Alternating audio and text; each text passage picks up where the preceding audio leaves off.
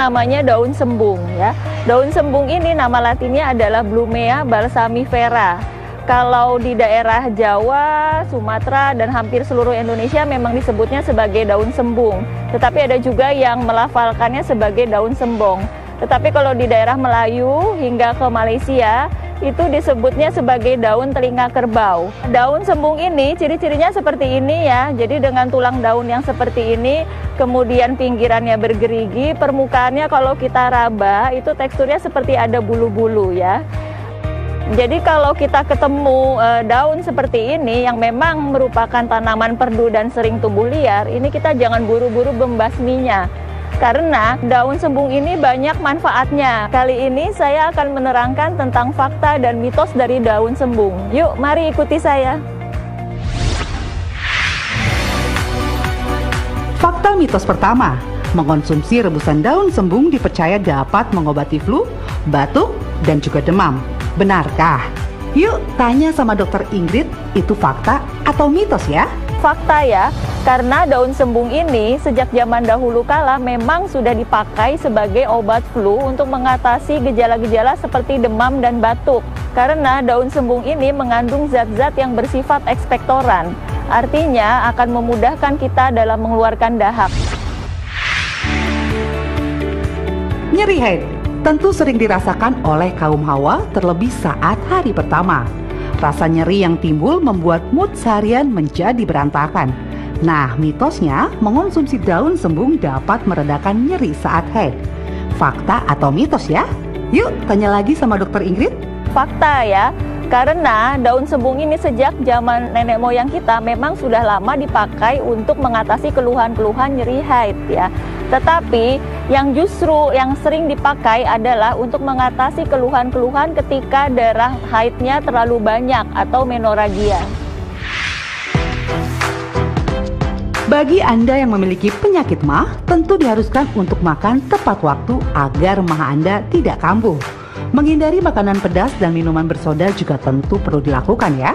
Nah, mitosnya mengonsumsi daun sembung dapat mengobati MAH. Apa ya kata Dokter Ingrid? Fakta atau mitos? Itu adalah fakta, karena selain nenek moyang kita memang sudah lama memanfaatkan daun sembung ini untuk mengatasi keluhan-keluhan dari sakit MAH, daun sembung ini juga memang terbukti bersifat analgetik, artinya meredakan nyeri dari lambung. Kemudian juga bersifat anti peradangan. Itu artinya mengurangi peradangan-peradangan pada dinding lambung serta mengobati luka-luka yang terjadi pada dinding lambung. Mitos selanjutnya, mengonsumsi daun sembung baik dikonsumsi untuk kesehatan jantung. Apa ya jawaban Dokter Ingrid? Fakta atau mitos? Itu adalah fakta, karena daun sembung itu mengandung zat-zat yang bersifat antioksidan sehingga akan menangkal radikal bebas yang bisa merusak dari organ jantung.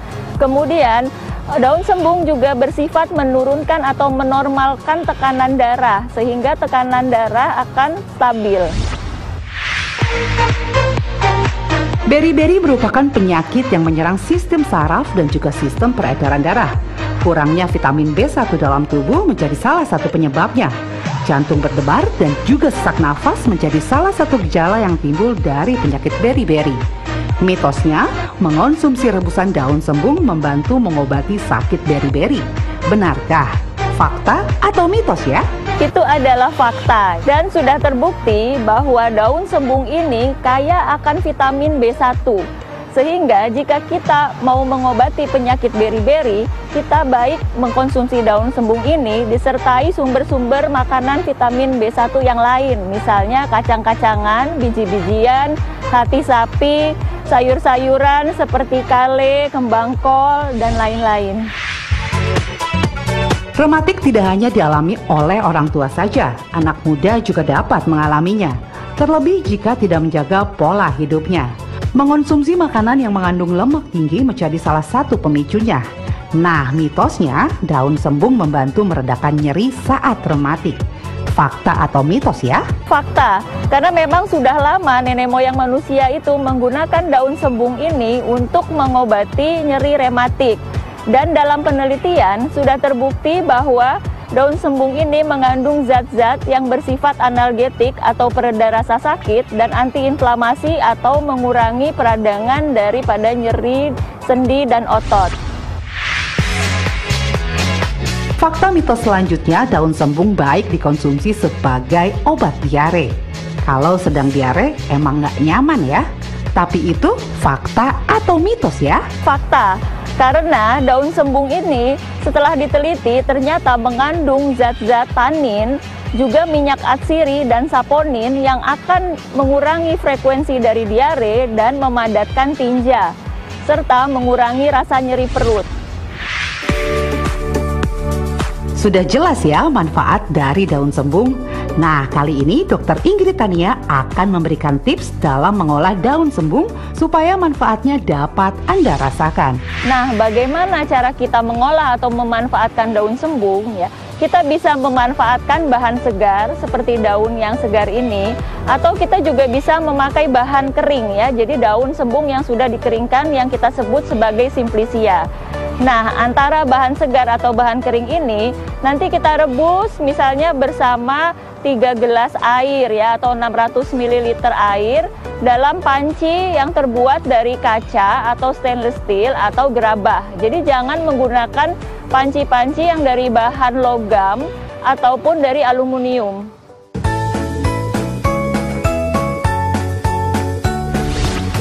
Jadi sekarang saya akan mencontohkan bagaimana merebus dari daun sembung segar ya. Jadi kita bisa menyiapkan 5 lembar dari daun sembung ya. Ini kita sobek-sobek ya, ataupun diiris-iris ya. Kemudian dimasukkan ke dalam air kurang lebih 600 ml ya, atau 3 gelas. Ini direbus. Ya, ini semuanya sebanyak 5 lembar, misalnya untuk mengatasi keluhan-keluhan demam ya, ataupun batuk, intinya keluhan flu ya. Ini kita sobek atau kita iris sampai 5 lembar habis, kemudian kita tutup, lalu kita rebus sampai mendidih atau sampai tersisa air setengahnya ya, setengah dari 3 gelas atau 1,5 gelas, yaitu kira-kira 300 ml.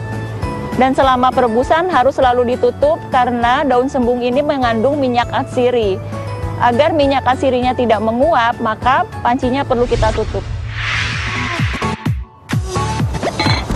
Penggunaan daun sembung ini, ingat ya, tidak boleh berlebihan. Jadi kita dalam sekali perebusan cukup misalnya merebus 5 lembar daun segar. Atau kalau kita mau pakai yang bahan kering, kita bisa pakai kira-kira setengah genggam, antara 40 gram ya, 50 gram. Jika berlebihan, maka bisa meningkatkan risiko pembekuan darah. Sehingga jika terlalu konsumsi berlebihan, yang kita khawatirkan adalah pengentalan darah.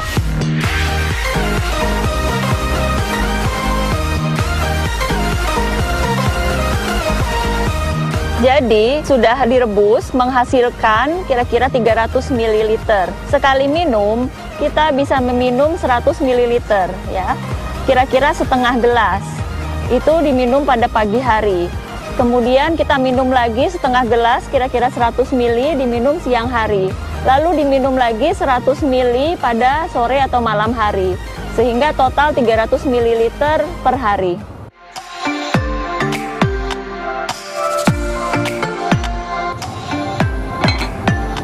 Alam memberikan beragam kemanfaatan untuk umat manusia, salah satunya bahan-bahan herbal. Jadi jangan ragu untuk menggunakan atau mengkonsumsi bahan-bahan herbal. Jangan lupa berkonsultasi kepada dokter, praktisi kesehatan, atau ahli herbal sebelum mengkonsumsi bahan-bahan herbal.